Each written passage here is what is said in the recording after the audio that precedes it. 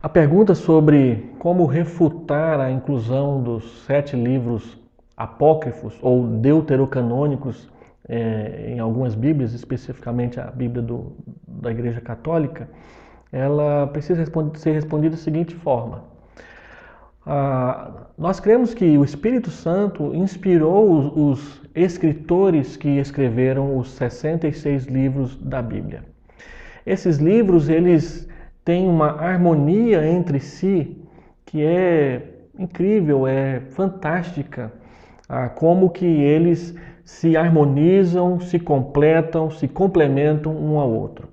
O mesmo não pode ser dito a respeito daqueles 7 livros que constam em algumas Bíblias.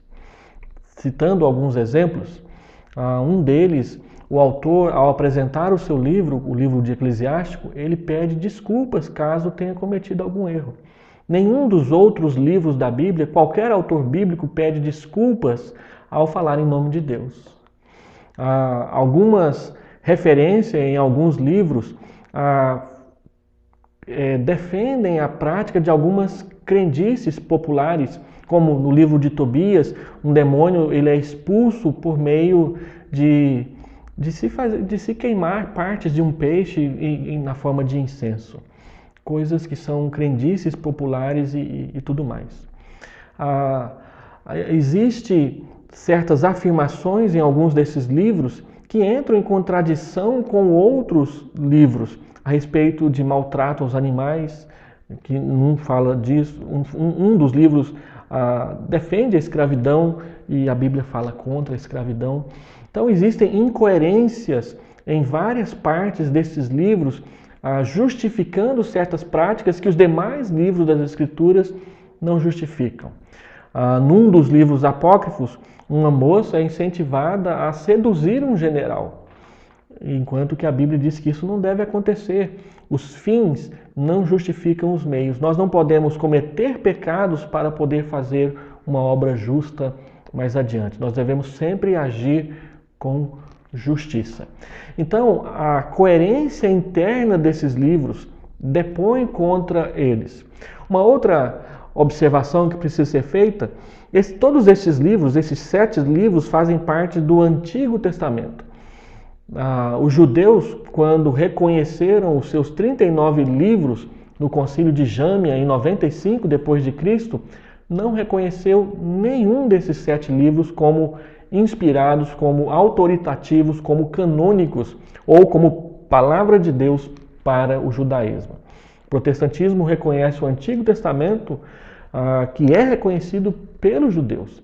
Nós cremos que o Antigo Testamento e o Novo Testamento, eles se completam um ao outro. Como reconhecer aqueles livros que os próprios receptáculos dos livros bíblicos não reconheceram de forma nenhuma? Uma outra questão é o próprio prólogo da Vulgata Latina, escrito por Jerônimo, que foi o tradutor da Bíblia do hebraico para o latim por volta do 2º, 3º século, ou 4º século. Jerônimo, ao escrever ele, no seu prólogo Gaelatos, ele diz que esses livros são úteis para a leitura, para o estudo, mas eles não servem para definir as doutrinas do povo de Deus. Se o próprio tradutor apresenta um prólogo dessa forma, por que ele fez isso? Porque era sabido na sua época que aqueles livros não gozavam da aceitação plena da igreja, como foi feito depois. A posição dos livros apócrifos sempre foi muito dúbia na história da igreja até o Concílio de Trento. Somente quando os protestantes tomaram uma posição definitiva contrária aos livros apócrifos é que o catolicismo, em resposta a isso, no Concílio de Trento, resolveu então reconhecer ou dizer que são canônicos. Nós não cremos que a igreja tem poder sobre o cânon para dizer qual livro faz parte e qual livro não faz parte. Nós cremos que o Espírito Santo escreveu a palavra de Deus e a igreja os reconhece pelo que eles são. E não é a igreja que lhe dá o status de canonizado ou de inspirado, conforme acontece com esses 7 livros.